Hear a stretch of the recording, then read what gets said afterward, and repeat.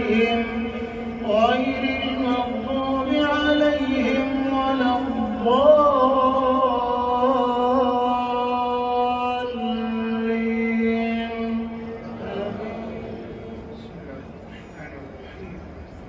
ألف لام ميم.